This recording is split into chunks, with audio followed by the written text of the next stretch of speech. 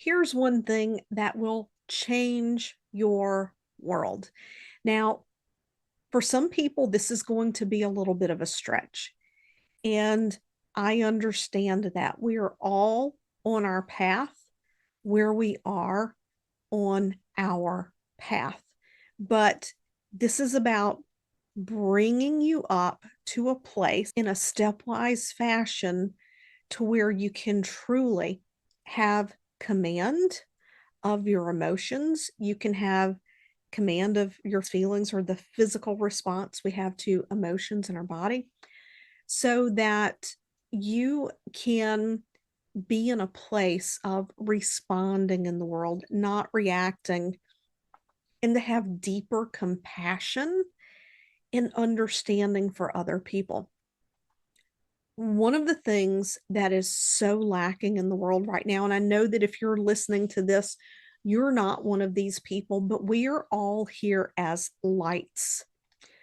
We are here to show other people what's possible and to show people what's possible through the way that we love, through the way that we connect with others, and through the way that we interact with people we agree with and people we don't agree with. The one thing that is going to shift and change humanity is to be a beacon of light, to be a beacon of love, and to be a beacon of compassion and grace to others. And sometimes this is hard. Above all else, we are all human. But when we look at our own emotional responses and we get caught up in our feelings, we're unable to objectively make choices. We're unable to objectively respond to people when we're in our emotions, because when we are in our emotions, we're acting out of pure fight or flight. Unless it's love or joy, when we're in our emotions, we're in survival mode. And what will happen is when we're in those emotions, or we could be feeling good and somebody says something and they hit a trigger and we react, they've hit on something with a deep emotional resonance. When that happens, the mind, when it taps into that emotion, it is going to become aware of the most prominent situations in the past where you have experienced that emotion, and you're going to go into defense mode. That's what happens. So when we notice that we're experiencing fear, when we notice that we're experiencing anger, now, by all means, if you are in a true life or death situation, your emotions are serving a very healthy purpose. Okay. When we're in a true life or death situation. Beyond that, they may or may not be a warning signal. Through emotional resonance, something can trigger a feeling, and our mind is saying, this is familiar. This did not serve you well in the past. So that feeling can bring to the surface an awareness that we need to pay attention to something. But that awareness that we need to pay attention to something doesn't mean that we have to be in survival mode. And see, this is where I'm going to call them ancient mechanisms of our mind, these areas of the brain are very primal. They're very primal. And it doesn't take logical reasoning into consideration when we have these primal responses. So this is where we get to take command over our emotions. When we feel these emotions, when you are in a situation and you experience these emotions, fear, anger, shame, guilt, even feeling alone or sad, before your thinking pulls you down into the emotion and you're really getting stuck and sucked into that emotion, ask yourself, what is causing me to feel this way? What is causing me to feel this way? What am I actually feeling? A lot of times women think they're feeling sadness when what they're really feeling is anger. Because when we grew up, sadness was an appropriate emotion for a little girl, but anger was not. It depends on your age where you fall into that category. I'm in my 50s, and it was just impressed upon me that it doesn't look pretty for little girls to be angry. Sometimes what we're feeling is anger, but we mask it as sadness. So before your thinking takes you down a spiral of emotion and you find yourself getting stuck in this place, and this takes practice. This takes practice. Number one, becoming aware that you're feeling an emotion. Number two, being able to identify that emotion. And number three, asking yourself, okay, what are you attempting to tell me here? Because when we're having triggers and reactions, typically the emotion that we're feeling has nothing to do with the present moment. It's all emotional resonance. And that's a subject for another day. We talk about frequency vibration.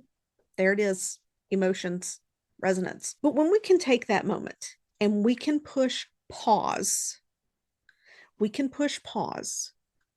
can say, okay, wait a minute. What's going on here? We can, because a lot of times stuff comes up from the past that needs to be released.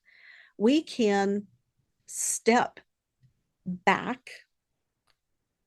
We can allow ourselves to feel the feeling in our body, but from a logical perspective, instead of our thinking going down the rabbit hole, we can be like, wow, this is interesting.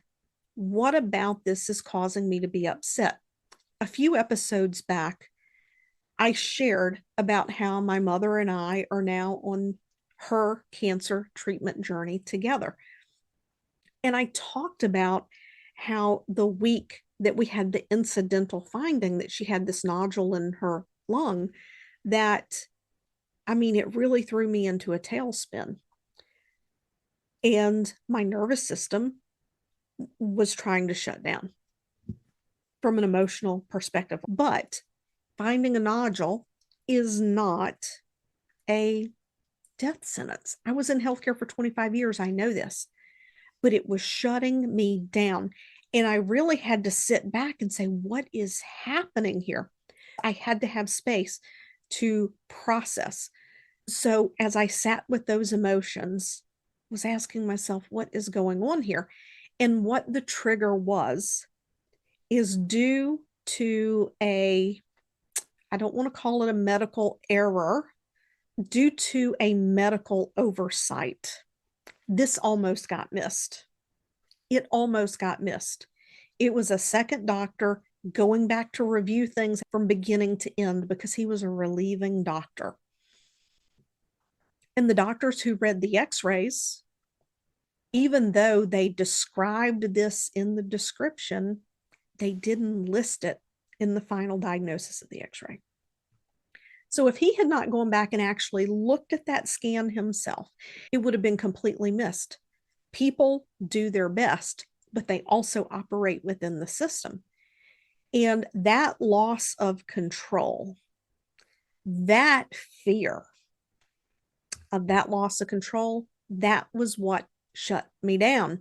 But I was able to figure it out and process it, because instead of letting my mind go down the spiral of, oh my God, I feel so sad, I'm depressed, what's happening, I don't know why I feel afraid, rather than going down that spiral, I took myself out of it and I asked, what is really happening here? And it wasn't an instant answer. And I would feel myself getting pulled into the feeling. I would pull myself back out of the feeling. And once I had it figured out, I was like, okay, I have to learn to let go, that I cannot control this situation. I have to come to a place of acceptance that all I can do is my best to advocate for her. And all I can do is trust that the right people get put in front of us, that the right thing gets done. And I have to let go of the idea that I can control this journey for her, because this is her journey.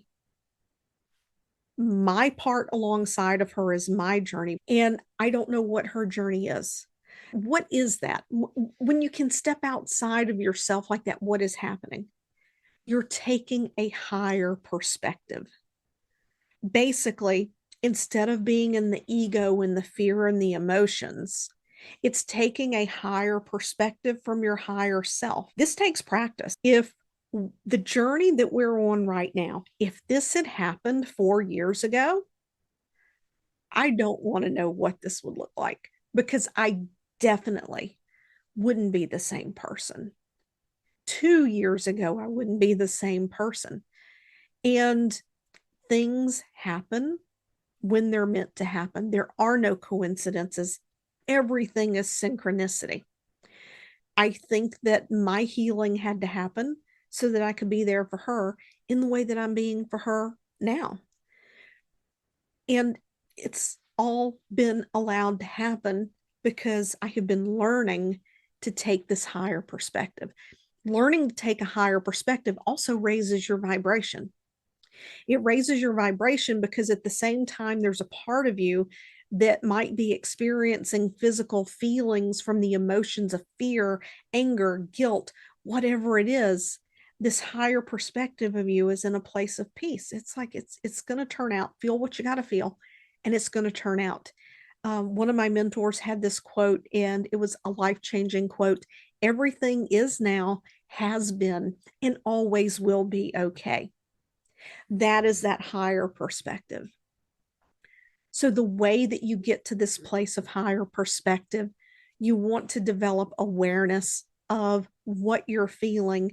And when you're experiencing emotions, to catch it as quickly as you can so that you can stop your mind from going down that spiral and ask yourself, what is it that's happening here? What am I feeling? What do I need right now? What about this causes me to feel XYZ? And then allow yourself to determine, is this old stagnant emotion that's bubbled up, or is this something right now I need to address? And then you follow through on that in the appropriate manner. This is shifting you into that higher perspective. This is keeping you from being stuck in your emotions. It's keeping you from being triggered. And one of the things that can happen is as you learn to do this for yourself, you begin to take a higher perspective of the world because you begin to have compassion for the world. You're having more love for yourself, you're having more compassion for yourself, and then you begin to have compassion for the world because you're becoming aware of the inner workings of your own mind. And then you can be like, wow, what is going on for that person that they're doing whatever it is that they're doing? Or what's going on for this person that they're not doing this thing that's so simple that could change their life? It puts us in a place where we're raising the frequency of humanity. That's what you are here to do. If you're listening to my podcast, because this podcast is a soulful podcast, it's about consciousness, it's about spirituality. So if you're drawn to this and you're listening to this, then you have a role to play. You have a role to play in elevating humanity, first by elevating yourself, and then by extension, everyone around you, raising and elevating and creating space to make the world a better place. I don't know if you've ever watched the movie Miss Congeniality. Remember when they're doing the interviews and they're asking the different questions about what they would change in the world or what their goal is in the world or the mission? I don't remember the question now.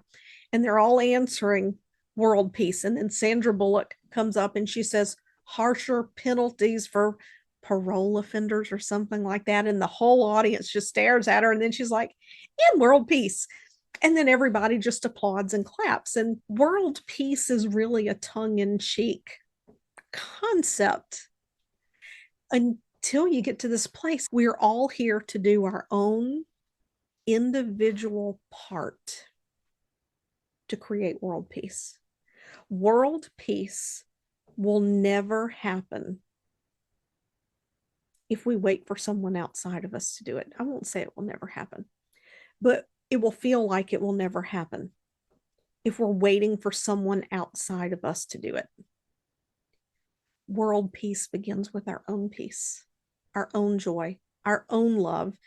And it's about setting ourselves free, setting other people free of what we get locked into these ideas, these concepts, these paradigms that cause us to feel not good enough, inadequate, that we don't measure up, that there's something wrong with us, that we're at the mercy of other people to provide for us and to guarantee our protection, our safety, and all of these things. We have ultimate control. Control is an illusion, yes, but the one thing we have control over is our mind. We just have to learn to do it. Anyway, I will be back next week. I look forward to you joining me then.